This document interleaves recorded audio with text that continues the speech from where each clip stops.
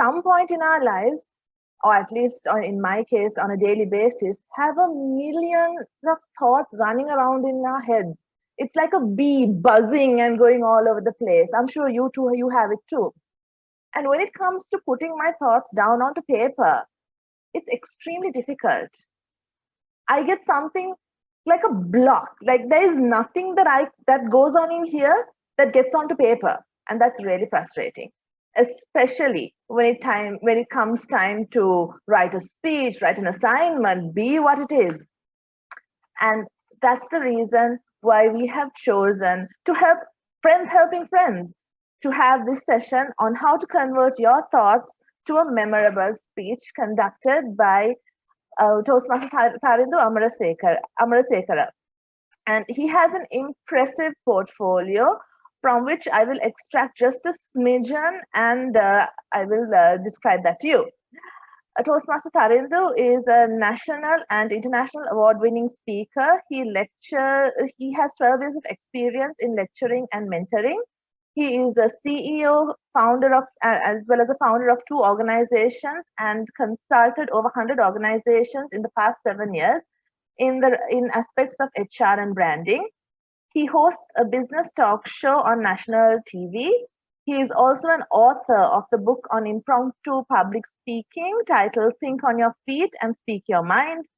He has trained and coached over 2,500 executives within 4 years across Asia in leadership, communication, and branding. The list goes on. He is an international and multicultural voluntary work. He has international and multicultural voluntary work experience through Roundtable International, where he held the national president and international officers. He is also an accomplished Toastmaster whose humor is unparalleled. And it's with great honor that I introduce you to one of my lecturers at the Postgraduate Institute of Management, Toastmaster Tharindu Ameresekere. Toastmaster Tharindu, or what I should call you properly, Mr. Tharindu, the floor is all yours. All right, Tashika, no, you can call me Tharindu, absolutely no problem there. Thank you very much, Tashika, for that wonderful introduction. And I do apologize for the slight delay. I'm actually having 4 speaking engagements today. I didn't know I was so much in demand, but for some reason, I've landed myself 4 speaking engagements today, and this is the 3rd one. So let me get straight to the point. I think Tashika gave a very good opening there when she said there's a million thoughts going inside our head, but when you want to write a speech, nothing really comes out. That's because if you want to write a speech for a contest in March, my friends, you don't start writing the speech in March. You start writing the speech last year, July or August. You take a good 2 to 3 months, just randomly getting thoughts. And every time you have a good thought, please, please, please, I beg you, do take a small note of it. Make sure that you jot it down on your phone. You have this magical device. There are so many big users rather than, TikTok and YouTube and Instagram and Snapchat. All right. Make sure that you jot down any thoughts that come to your head. That way, when you sit down to write a speech, you already have a good armory of ideas and thoughts which you can use in your speech. Number 1. Then, if you want to convert your thoughts into a speech, the main difference between a whole load of random thoughts, and trust me, I too get so many thoughts at different times of the day. And when I think, okay, maybe I should work on this later as a speech. And if I try to later recall what was that thought, I would not remember. So every time that you have an idea, jot it down on the phone, number 1. The second thing you could do, especially if you want to convert your thoughts into a speech, is always look at those and ask yourself, now, what is a message I can give using these thoughts that is relevant to the audience, number 1, and number 2, that the audience will remember. Because most of the time, the problem with speeches is that there is no take-home message for the people. But all the winning speeches that have been recognized around the world, they have brilliant endings. They have a brilliant take-home message. For example, in the case of Dhananjaya, where he said, I see something. The whole message is that what? Reach out to the people near you. They see something in you that you don't see. So like that, make sure that you have a very good ending message, like an end message that people can take and relate to their thoughts, to their audience and to their listeners. So that's the second point. Have an end message, right, from all those thoughts. Now, if you have a story about how something sad happened, let's say a dog bit you, your bicycle tire went flat, your grandmother got COVID, your father unfortunately lost his job, your boyfriend or girlfriend ran away with somebody else. If you have a drama-filled life and you think, wow, I have enough drama to tell a story, let me tell you, nobody would like to listen to a 7-minute speech all about bad things happening. Something like a series of what we call the series of unfortunate or misfortunate events. There was a movie like by that name, right? So my advice to you is, don't make your story only about sad moments. Instead, try to add in humor, because when you're developing a speech, it's like cooking a meal. You have the basic chicken. Everybody uses the basic chicken like everybody else. But it's the master chefs will use a certain what? Bit of special condiments, spices in a very unique way that gives it that what? The flair. Yeah, that particular flavor. And that's what humor does to your speech as well, my friends. Make sure that your speech has enough humor that will keep the audience hooked on, that will keep people wanting to listen more and more and wonder, hey, what's the next funny thing that's going to happen? So when you're converting your thoughts into a speech, that's the bit you need to do. You already had thoughts, but you add the humor to it. Now, let's say you get a thought like, the show must go on, or you get a thought like, no matter what, don't stop. Now that's a thought, no? So if you come and just speak on that topic for 7 minutes, do you think people will be happy? Do you think people will be happy to hear you out on that?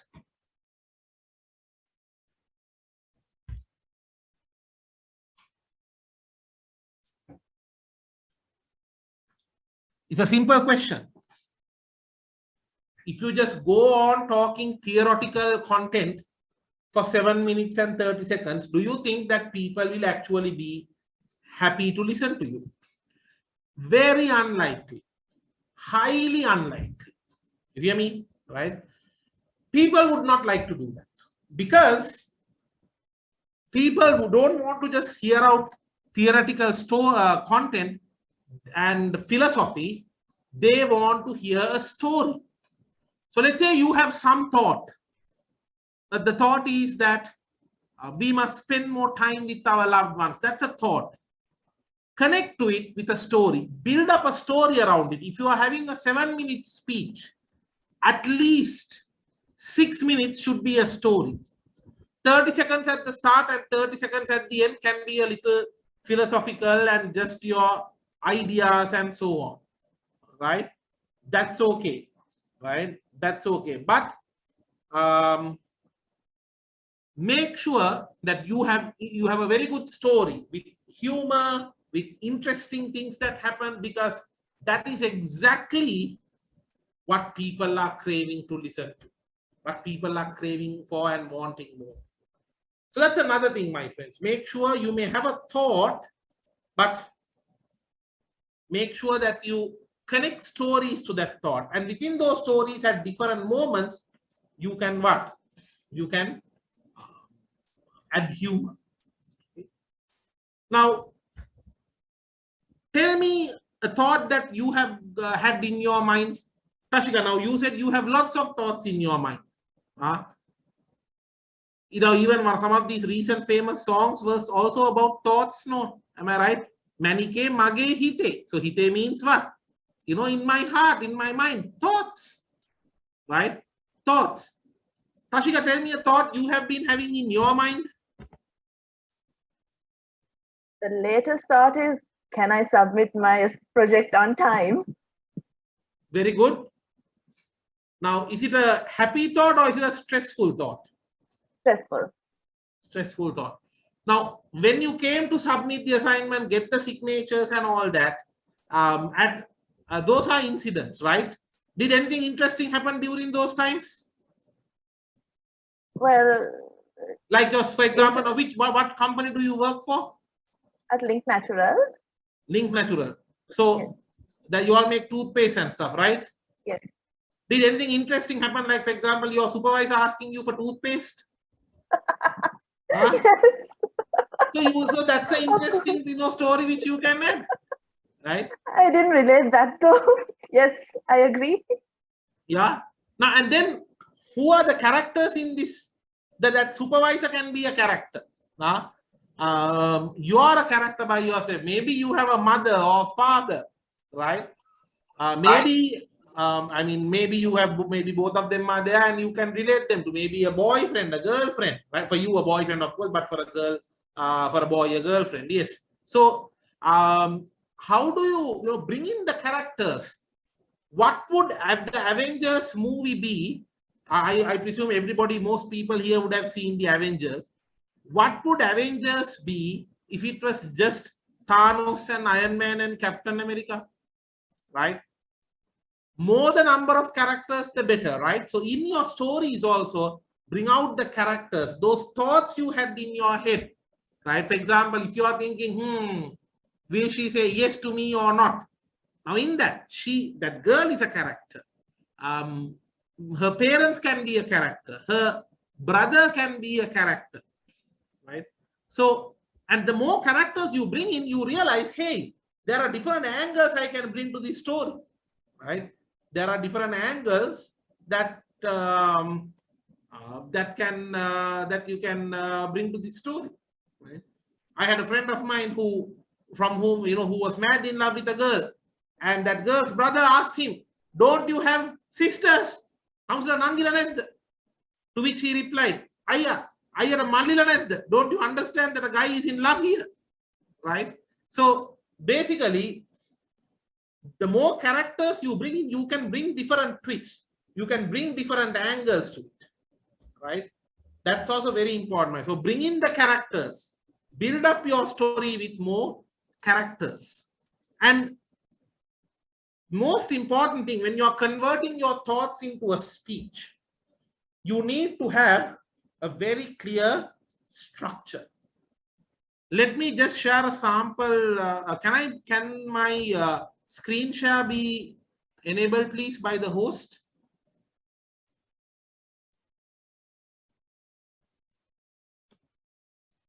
How you can share? What I would honestly advise is, so you have your platform.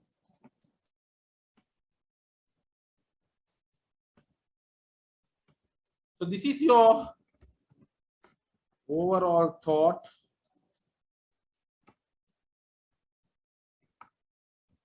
Or theme.